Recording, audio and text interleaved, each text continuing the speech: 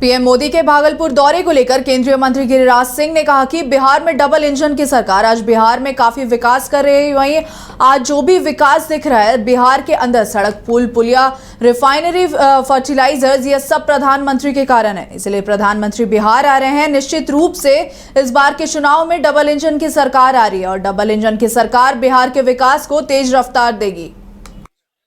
देखिए, double engine की सरकार है।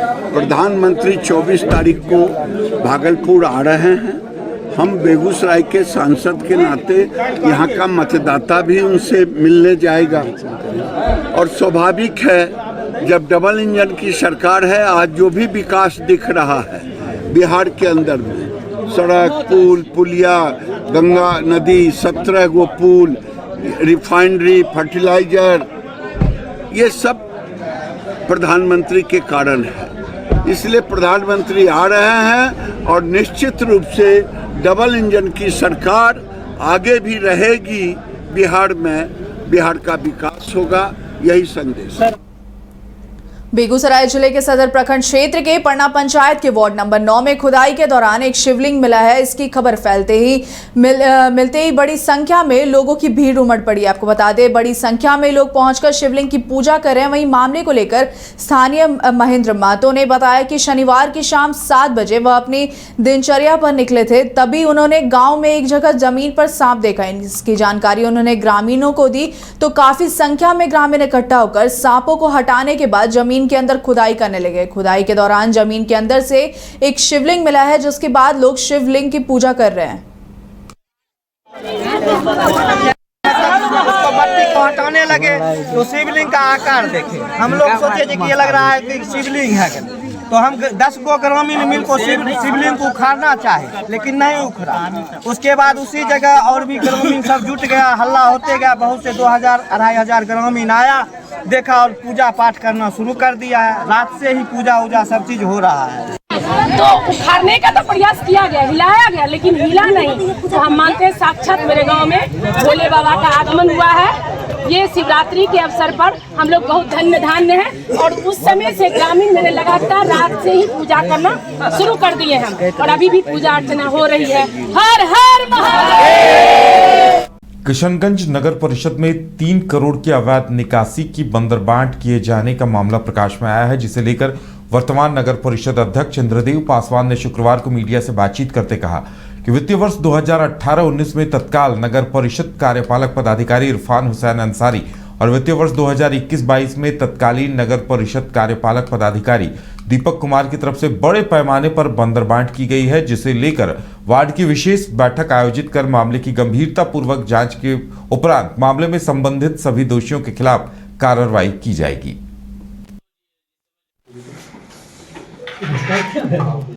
लेकिन नगर परिषद के द्वारा डंपिंग यार्ड के लिए जमीन खरीदा जाना था, जो करीबन मैं समझता हूं जब हम लोग पार्षद हुआ करते थे 12 से 17 के वर्षों में, तो 2012 से 2017 के दरमियान यह बात जमीन खरीदने की आई थी और हम लोगों ने प्रस्ताव पारित किया था, लेकिन किन्हीं तकनीकी कारण से यह अधर में लटका हुआ था। लेकिन इरफान आलम पूर्व कार्यपालक पदाधिकारी और हमारे कर्मियों का जांच के बाद महेशपथना मौजा में 12 एकड़ 53 डिसमिल जमीन 1,31,59,000 रुपया में खरीद की गई। लेकिन इस जमीन का जो भौतिक स्थिति है वह टुकड़ों में है। 12 एकड़ जमीन अगर एक साथ होता तो डंपिंग यार्ड बनाया जा सकता था, उसकी उपयोगिता थी। लेकिन राशि की बंदरबांट के लिए मानक को दरकिनार कर लूट खसोट करने के लिए सरकारी राशि का जो बंदरबांट पदाधिकारियों के द्वारा किया जाता है, उसका एक नमूना है। टुकड़ों में जमीन 1 बीघा 2 बीघा 3 बीघा करके टुकड़ों में खरीद किया गया, जो डंपिंग यार्ड नहीं बन सकता है। और इस पाप को छुपाने के लिए निवर्तमान कार्यपालक पदाधिकारी दीपक कुमार के द्वारा प्रधानमंत्री नरेंद्र मोदी 24 फरवरी को भागलपुर आ रहे हैं और किसानों के साथ साथ आम जनसभा को भी संबोधित करेंगे। आपको बता दें, इसे लेकर आज भागलपुर में दिलीप जायसवाल और उमेश सिंह कुशवाहा ने भी प्रेस वार्ता कर लोगों से ज्यादा संख्या में इकट्ठा होने की अपील की है। आज मुझे मालूम हुआ कि महात्मा गांधी के रोल में एक यहाँ पर भी इंसान है जो अपने आप में उस विचारधारा को अपने जीवन में पालन करते हैं। संयोग से मैं मेरी पार्टी और मेरा संगठन उनके प्रति अपना जो आज हमने उनको भारतीय जनता पार्टी का और पट्टा देकर के और उनको स्वागत किया, उनको पार्टी में शामिल किया, तो भारतीय जनता पार्टी उनका स्वागत करती है कि गांधी जी जो है, जो हमारे भागलपुर के गांधी जी हैं, वो पार्टी में दिन रात मेहनत करें और पार्टी के अध्यक्ष के नाते आज मैंने उनको स्वागत किया है, पार्टी में शामिल किया है।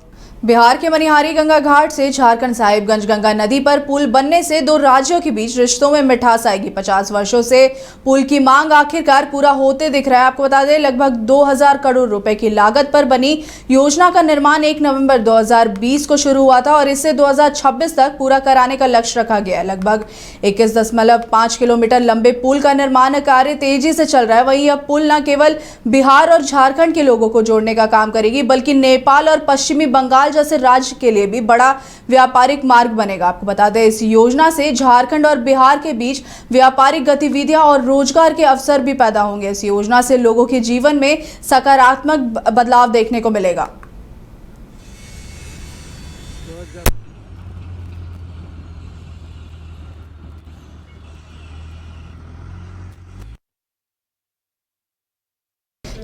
धमदाहा अनुमंडल के रघुवंश नगर थाने के नाथपुर पंचायत के वार्ड नंबर 3 में एक नाबालिग बेटी की 12 फरवरी को मक्के के खेत में निर्मम हत्या कर दी गई है। मृतका के पिता ने इस हत्याकांड में 2 लोगों को आरोपी बनाते हुए मामला दर्ज कराया। वहीं जानकर सूत्रों के अनुसार इसमें बलात्कार कर हत्या कर देने की बात कही जा रही है। आपको बता दें, इस हत्याकांड को लेकर रघुवंश नगर थाने की पुलिस टीम ने 13 फरवरी की मध्य रात्रि 12 बजे इस गाँव में के रहने वाले 2 युवकों को पुलिस घर से गिरफ्तार कर थाने ले गई है। इसके बाद कुछ ग्रामीण पुलिस की कार्रवाई का विरोध कर रहे हैं। ग्रामीणों का कहना है कि आरोपी खुलेआम घूम रहे हैं, वहीं जबकि निर्दोष को जेल में डाल दिया गया है। इसके अलावा आरोपी की मां ने कहा कि मेरा बेटा निर्दोष है। बोहर थाना का जो कैंपस है उसमें स्थित पुलिस क्वार्टर्स में यह सूचना मिली कि एक पीटीसी की जो पत्नी है उसकी मृत्यु हो गई है। यह सूचना उसके परिजनों द्वारा ही, जो मृतका के परिजन हैं उनके द्वारा ही थाना को दी गई। सूचना पाते ही जो है एक बार जांच करने के लिए पुलिस टीम द्वारा चेक किया गया तो घटना सत्य पाई गई। एफएसएल टीम को यहाँ बुला लिया गया है। परिजनों द्वारा जो है आवेदन दिया गया है जिसपे सुसंगत धाराओं में केस दर्ज किया जा रहा है और जो है ये है अभियुक्त उसको पकड़ने का हर संभव प्रयास किया जा रहा है। प्रथम दृष्टया क्या लग रही है हत्या किससे की गई? हत्या का ही मामला लग रहा है प्रथम दृष्टया, बाकी जांच अभी जारी है। बोहर थाना का जो कैंपस है उसमें स्थित पुलिस क्वार्टर्स में बेगूसराय के मुफस्सिल थाना क्षेत्र में तेज रफ्तार बोलेरो ने बाइक सवार को कुचल दिया। घटना में युवक की घटनास्थल पर ही मौत हो गई। मृतक थाना क्षेत्र के खमहार गांव का निवासी है। इस घटना के संबंध में परिजनों ने बताया कि निकेश कुमार मटिहानी थाना में प्राइवेट चालक के रूप में कार्यरत था और वो मोटरसाइकिल से मटिहानी थाना ड्यूटी करने जा रहा था। इसी दौरान यह हादसा हुआ।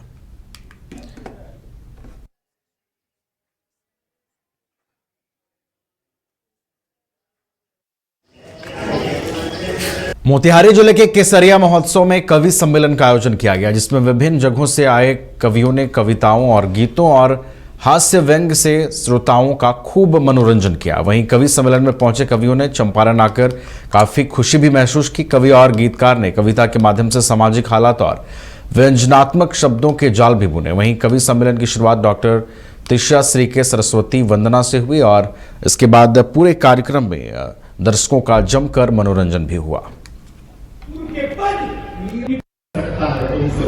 क्या बात, अगली 2 पंक्तियों पर फिर आपका आशीर्वाद चाहिए कि तुमको मिल सकता है हमसे बेहतर, हमको मिल सकता है तुमसे बेहतर, लेकिन तुम और हम 2 घर मिल जाए तो कुछ और नहीं हो सकता फिर इससे बेहतर। अच्छी बात, बिहार कि ये है कि यहाँ के लोग जो है नियम कायदा कानून मानते हैं, मतलब जो बाहर रहते हैं वो।